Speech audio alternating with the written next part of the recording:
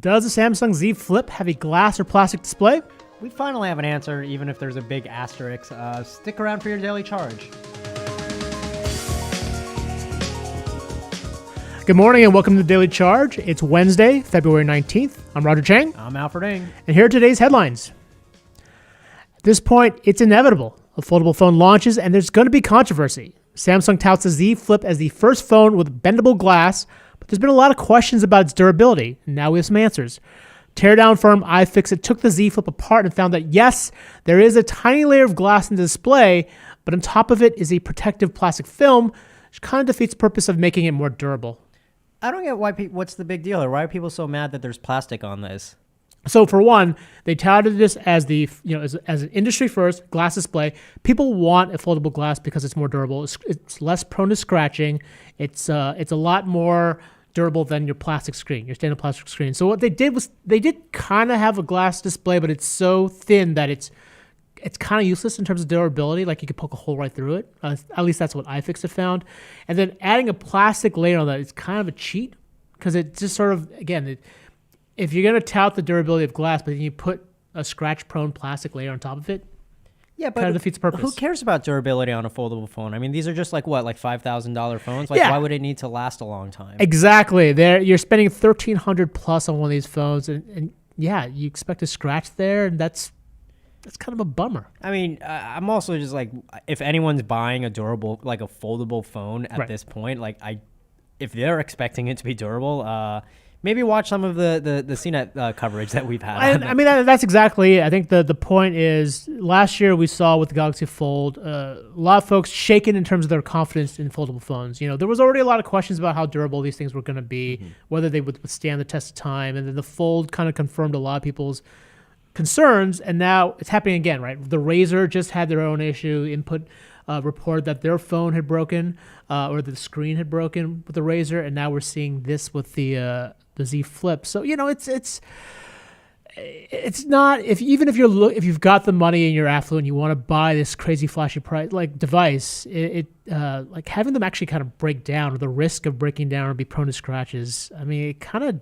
dents the idea of like having a foldable phone. I mean, I feel like if you're rich and you can afford these, this is just like an extra stunt, though. Like if it's like, oh, this broke, I don't care. I'm rich. I can buy 50 of that. And rich people are notoriously cheap. So if they spent $5,000 a phone or $1,300 on this budget foldable phone, and it either scratches or breaks, I'd still be pissed. Yeah, it's a baller move. It is. It's definitely a baller move. All right, if you follow Rudy Giuliani's Twitter account, be aware that the links he shares may lead you to hackers. And he's not doing this maliciously, but he's so prone to making typos on Twitter that people have taken to buying up domains based on his errant tweets. And some of them are leading to some bad stuff. Alfred, what did you find? So this happened on Sunday between the hours of 12:33 a.m. and 8:55 a.m. He sent out 3 tweets to his website, which is rudygiulianics.com, which CS stands for common sense. It's like a podcast that he's making now. Here's the problem with those 3 tweets where he tweeted out links to his own website. None of them were actually links to his own website. So there was one where he put a space after Rudy, so it was just GiulianiCS.com. And that led to a website that prompted people to download a Google Chrome extension that downloaded that basically took your browser data and changed your search engine, and has been referred to as like spyware by others who have like found this same extension. Right. So that was one website. The other 2 were more pranks. Okay. Where one of it was he was talking about Mitt Romney, and he said, watch rudygiulianics.com tomorrow. Here's the thing. He didn't put a space after watch. So literally watch rudygiulianics.com. Yeah. So that became its own website.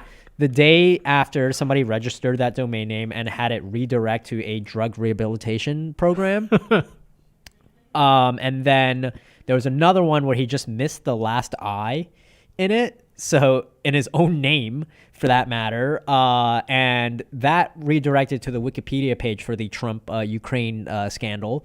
Wow. So some of it is like malicious, like software stuff. Right, but like there's clearly some pranks. But these are the point is these were done really quickly, right? Yeah. Some of them were done even before he had tweeted them out. So the one that led to the Google Chrome extension, that domain name was registered like I think January 31st.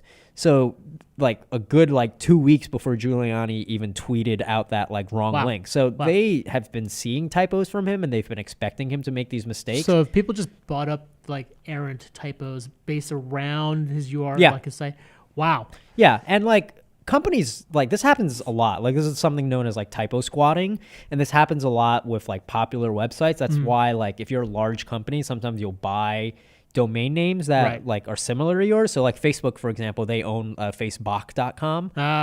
So if you type it in, it'll just go back to Facebook. Okay. But before they did that, people would buy those domain names and set up a fake looking Facebook page, and people would go to, this is register Facebook. your information. Yeah. So that happens with popular websites. It usually doesn't happen with a single person's websites. Yeah. But hackers have kind of found out that Giuliani makes typos so often that we should just do this. His errors are so consistent that basically hackers can bank on him. Yeah, basically. Wow. All right, lastly, Jeff Bezos made it known that he's serious about the planet with his $10 billion Earth Fund. While that is a ton of money, activists aren't convinced. Alfred, what do you think? I mean, we should break down why the activists aren't convinced about it, right? For sure. So I think the big concern that a lot of people have brought up is that, look, even though even though Jeff Bezos is donating this much money, which is a fraction. It's a large sum, but it's also a fraction of his wealth. I mean, 8% is pretty big. Most people give less than 1% of how much. All right. Yeah, but 8% is pretty large. Considering but if you're looking at absolute numbers. Yes. But I think the issue is more that look, you can throw money at the problem, but also you're actively contributing to it, right? You're part of the problem, right? So all the waste from the cardboard from boxes that Amazon ships out, all the cars that are being driven for delivery. Well, Amazon Web Services, right? All the servers, they take an enormous amount of energy. Yeah, and then just Amazon's investments in oil and gas companies as well. Yep. So the idea is, look, on one hand, you are giving to these environmental funds and things like that, but with the other hand, you are actively making it worse. So it's kind of you would do. The criticism has been that Jeff Bezos could do a lot more by scaling back what Amazon is doing rather than the $10 million that he's giving. Right, and in the past, he has been criticized, or Amazon's been criticized for cracking down on its own staff for kind of speaking out. I mean, they've kind of turned around on that a little bit, but it's definitely a mixed track record. And Amazon, look, for its part, has pledged to be carbon neutral by 2040. 2040 is 20 years from now, and is invested in wind and solar farms. But it's clear that there's definitely there's still a lot of work to be done. Yeah, I mean the company has a massive carbon footprint, and a lot of researchers and activists have said you can't just throw money at this. Right. Yeah. All right. So to be honest, did you really expect the Galaxy Z Flip to be a totally dust-proof phone? Were you surprised to learn that yes, it is in fact glass? Should we all just leave Twitter at this point? Sound off in the chat or on Periscope or wherever you are. Try to get your questions answered. And hey, while you're at it, why don't you subscribe and ring the bell so you join us for all the live shows. In the meantime, BG, what do you got? Happy birthday, Nicholas Copernicus. Sorry, Hey, I couldn't help myself. Happy birthday. I'm Is that just one of our excited about that one. commenters? Yeah, that's one of our colleagues, actually. Yeah, yeah. Oh. We've He's worked an with him for OG decades. CNETer. Oh, Yeah. okay. Yeah. Cool. First comment comes in from our old friend Brian. I was hoping the Z Flip screen would not deform when you press your fingernail like you saw on Jerry Rig Everything's Teardown. And also, we're right there with everybody else in the chat. Jerry Rig Everything is an awesome channel. Yan is asking if we're going to get a real Z Flip to try. Oh, well, it's funny you should say that, We've Yan. got the Z Flip. I have one sitting here right next to me. Actually, hey, Marta, would you do me a favor and run this out to Roger so he can get a better view on it and we can actually talk about it a little bit here Yeah, today? let's blow some dust in it. Actually, you're right. You know what? It is pretty, but you can see the crease there already. One thing we forgot to talk about, by the way, was during the promo, the launch, they had this slick promo video talking about the brushes. I saw that. That would blow off Yeah. the dust and basically say oh, it's pretty much dust proof because those brushes will wipe away all the dust or brush away the dust. The iFixit teardown though showed that they actually shook in a bag full of dust. They tried opening and closing it, and they found that there was tons of dust left. It basically didn't do anything in terms of preventing dust from getting in this phone, which was a big issue with the original Galaxy Yeah, Fold. so don't smoke cigarettes around your Fold Flip SZ or whatever the hell it is. Or don't like put out your cigarette from? Yeah, I use a lot of my flip phones, my foldable phones When you as smoke? ashtrays. Yeah. Oh yeah, well that's what you do with a $1,300 phone, Yeah, right? yeah. I mean, if you're that rich, Yes. yes, that's a baller move. Yeah, I make a lot of money as a mid-level reporter. All right, what questions do we got, Brian?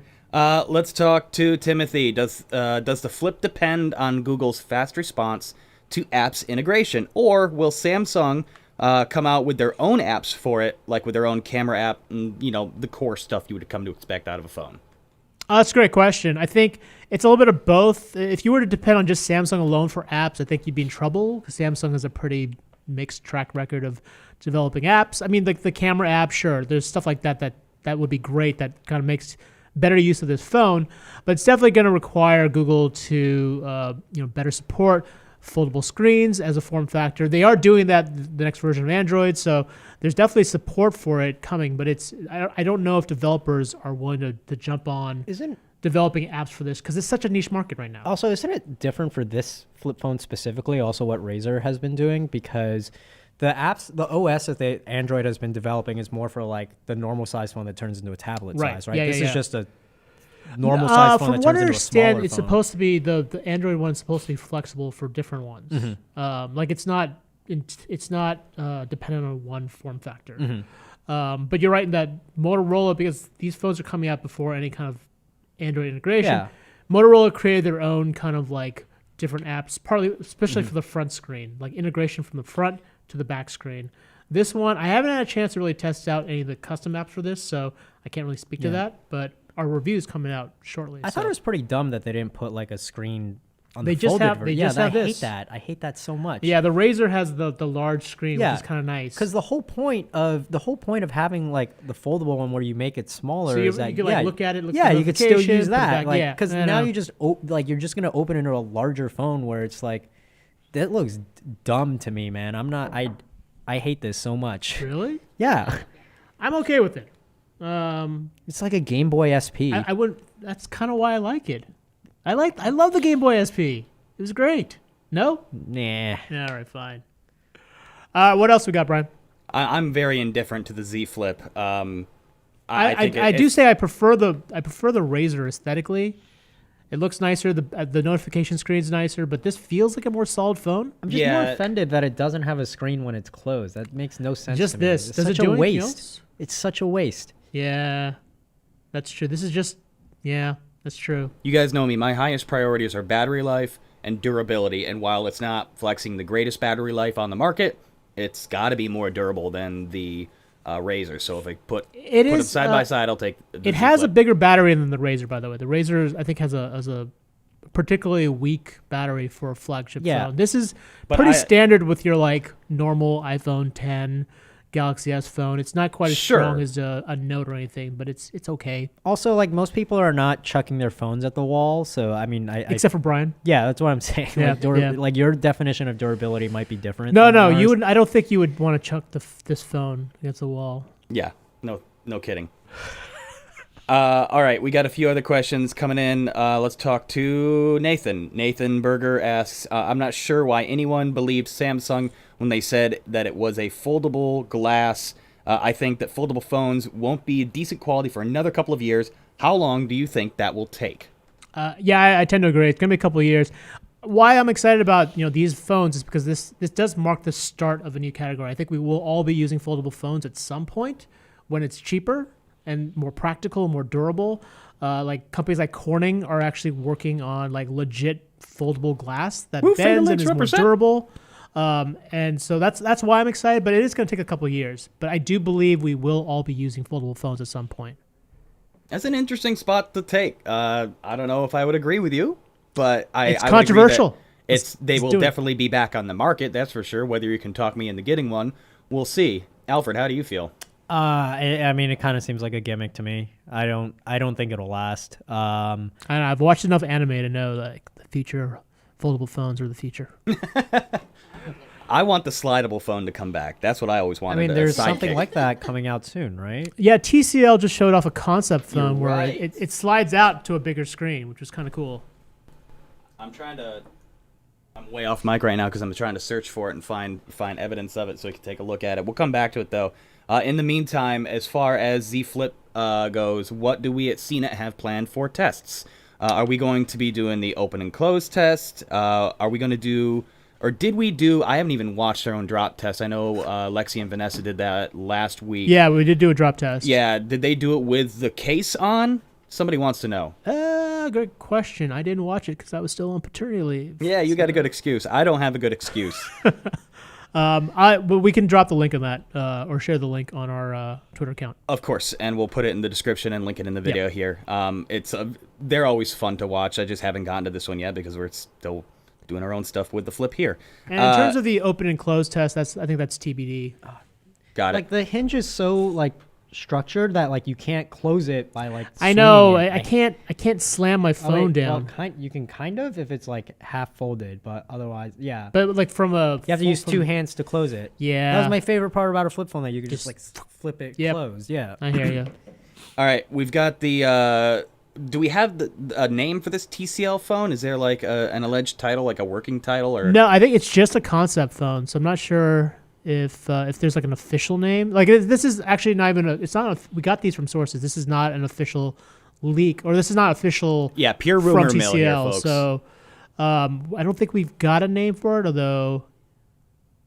Yeah. I don't know. I like the idea that it slides out. Like, Well, let's describe it a little bit because remember we are an audio podcast too, so somebody might Yeah, be so, listening going yeah, like, "Oh, this is right, here are those jerks with their pictures." it's a concept phone. It basically like slides. It slides out from the side to make it the screen. It doubles the width of the screen basically. It looks equivalent to like how the Galaxy Fold folds out to phone width, Kind of. Yeah. Yeah. but no crease. But slides instead of folds. I'm curious as to how that would allegedly work. Is it in fact two screens that reconnect, or is it some type of flexible, stretchable glass? I think there's some flexible element to it.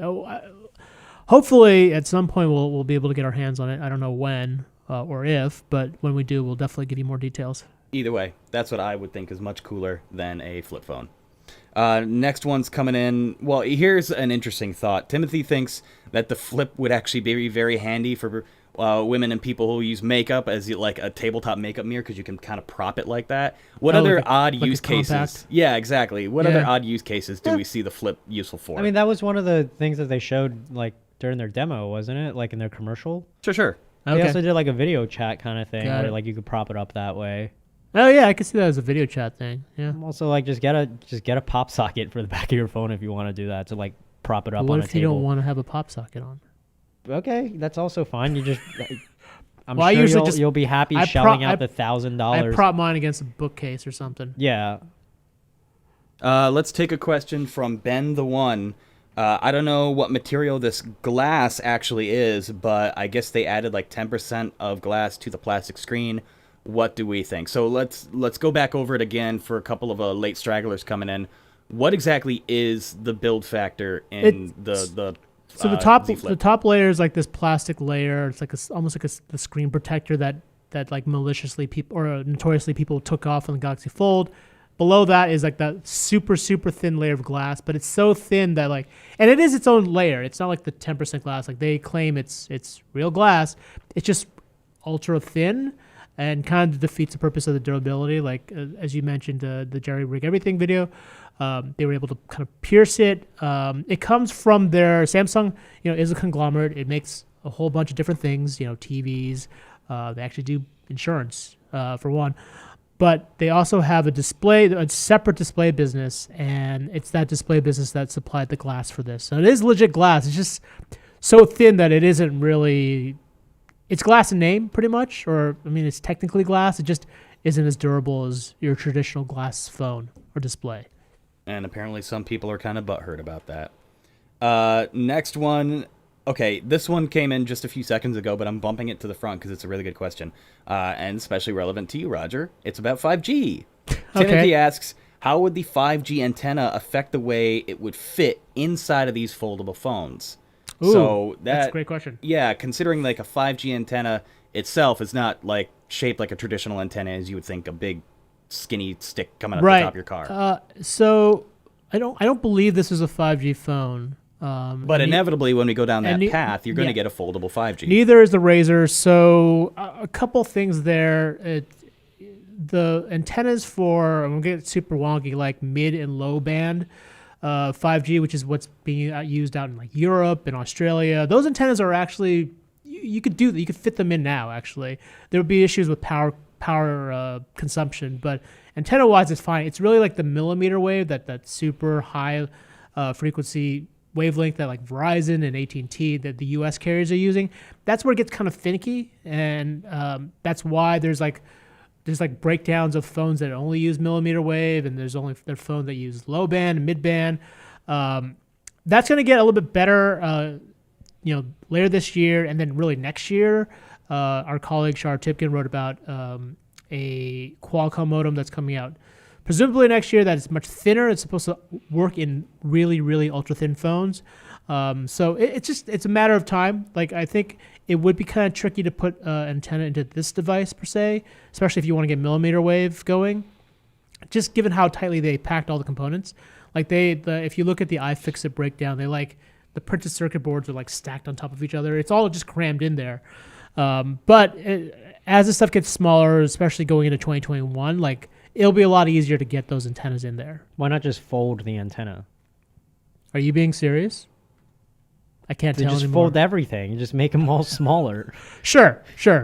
No, none of that works physically. So that's why you need to have. That's why they cram in certain things here and certain things here, and then there's a little bit of a connector in there. Mm-hmm. So they can't. Nothing inside can fold is the issue. Awful. That is awful. I know. Why can't we get foldable batteries? What a scam. Foldable printed circuit boards. Foldable Alfreds. Really foldable. He is kind of foldable. Everything's foldable if you believe in yourself.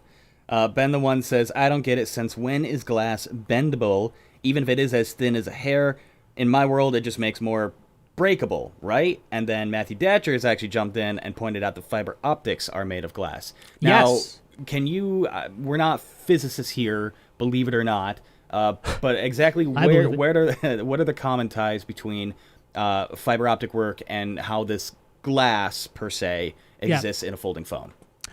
So, I mean, there is definitely bendable glass, and fiber optics is a great example of that. Just ultra thin, like if you make it thin enough, it can fold. And like I said, Corning has actually showed CNET, like in an exclusive, like I think last year, their work on foldable glass that actually can fold. And that's a lot trickier. And like there's kind of a compromise in terms of thickness. You want it to be thick enough to be durable, which is I think the issue here, but thin enough that it can actually fold and bend without like severe creases or cracking.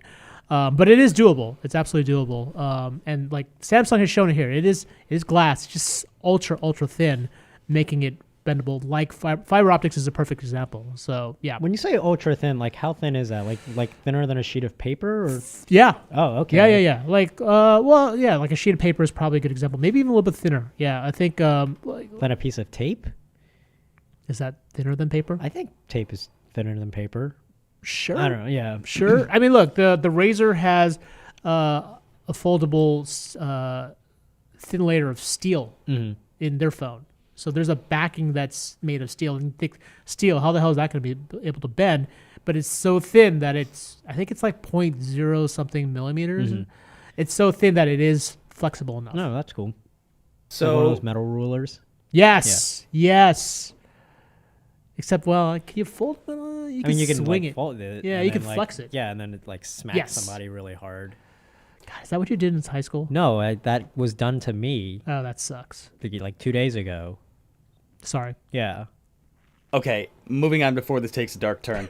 The next question, let's go ahead and pivot into the Bezos story. Alfred, this one's for you. Bezos has got to feel like, man, I just can't win after getting similar criticism for the donations to Australia. Now, Alfred, can you give us a little perspective on this?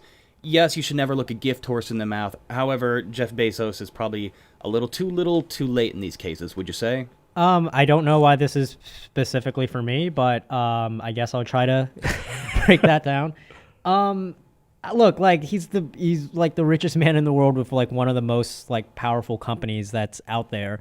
Like I don't think having this mindset of like, oh, let's give this guy a win. Like right. No, like I don't think that's on like his mindset at all. Yeah, I don't have a lot of pity for Jeff Bezos because he's got he literally could buy like he could have money bins that he can swim in like Scrooge McDuck. So he's fine. I think he's okay. Yeah, and Criticism aside, like he can, I think he could bear the criticism. He's yeah, and I'm also like, I honestly think that anything that he does will open the door to criticism. yeah.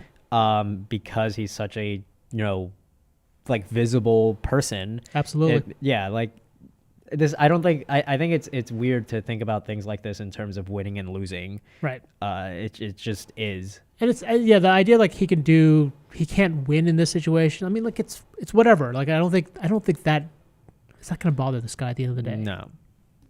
And just real quick, we were talking about Giuliani's mistweeted efforts earlier. That's something that's not new. Do we have any other recollections of other historical, let's call it hacking, even though a lot of times it's just kind of lousy pranking where this is this happened to Giuliani a year ago in November 2018. Like that was the first time I'd seen something like this where so he was tweeting something about the G20 and then he he does G-20 period and then like in July after that, but he forgot to put a space between the period and the in, which is made it a URL, g-20.in. Somebody bought that domain name in like 15 minutes and made it like an anti-Trump website. And Giuliani saw that and thought, oh, Twitter did this to me. Twitter let some hacker do this and put a link in my tweet. And everyone part of the vast conspiracy. And everyone's just like, no, this is how the internet works, man. You accidentally tweeted out a URL and somebody bought the domain name for that. And yeah, like, I mean, I guess it was good that it was like, a political message rather than malware on it. Right. But yeah, I mean, it happens to him more than it should.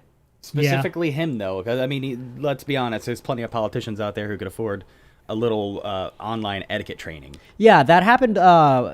So during one of the debates, Joe Biden was talking about, like, some website of his. I forget what the name of it was, but he did not register the domain for that. Somebody from either the Trump campaign or, like, one of his supporters bought that domain name and made it like a pro-Trump like website. So yeah, if you're gonna say a website, if you're gonna tweet out a website, like maybe make sure that it actually exists before it backfires on you. Don't most of these dinosaurs, I apologize, That's ageist. Jurassic citizens, don't they have teams of kids who are smart with the Twitters and the social media? They do, trying but to like, run defense on this. How does this keep happening? I mean, they do, but like, how often have you worked at a place where old managers don't listen to the young ones? I mean, it never happens here. He's talking about me. Yeah. Anyways. We know, okay, before we close, we know for a fact Rudy Giuliani is an active watcher of the show. He's a huge fan. Alfred, give him advice about how to protect his Twitter in the future. I mean, it's not even protecting, right? It's just, honestly, just stop making typos, dude. Physical keyboard. Use a physical keyboard. Don't tweet on your phone. Don't tweet on an iPad. That was the other thing too. The 3 typos that had happened on Sunday all came from Twitter for iPad. Which is surprising because, like, an iPad, it's less likely to make. You've got a bigger keyboard there. I could almost understand if it was a phone, but an iPad's a big screen. But it's like some of these errors are like literally he just forgets to put space in between things. Like on his own website, he put the space after like one of them was like he put the space in for no reason. It just makes all right. sense. So Rudy, I know you're a big fan of the show for whatever reason. Just buy yourself a physical keyboard, Bluetooth keyboard, man. Save you a lot of trouble. Just make the spacebar much larger on that keyboard. Oh, yeah. Just like a giant spacebar. Coming soon from CNET, IAS counts down the top 5 devices to not make terrible political typos. I feel like that's pretty apt, useful. Small number of readers who'd actually take value in that. I think like 3 of them. Yeah, but it's pretty valuable. Yeah. But I mean, if we can help out Rudy, we'd love to help out Rudy. Let's be honest. Maybe. Yeah. I'm indifferent. Okay, that's a great place to awkwardly end this show. We are not comedians. We are just simple reporters. But thanks, everybody, for joining us. We'll be back again one more time tomorrow. And until then, Roger, go ahead and take us home. Yep. Don't forget to follow us on Twitter. As always, if you want to learn more, there are links to all of today's stories in the description below. Plus, the show is also available on audio podcast. Links to subscribe there are also in the description. For The Daily Charge, I'm Roger Chang. I'm Alfred Ng. Thanks for joining us.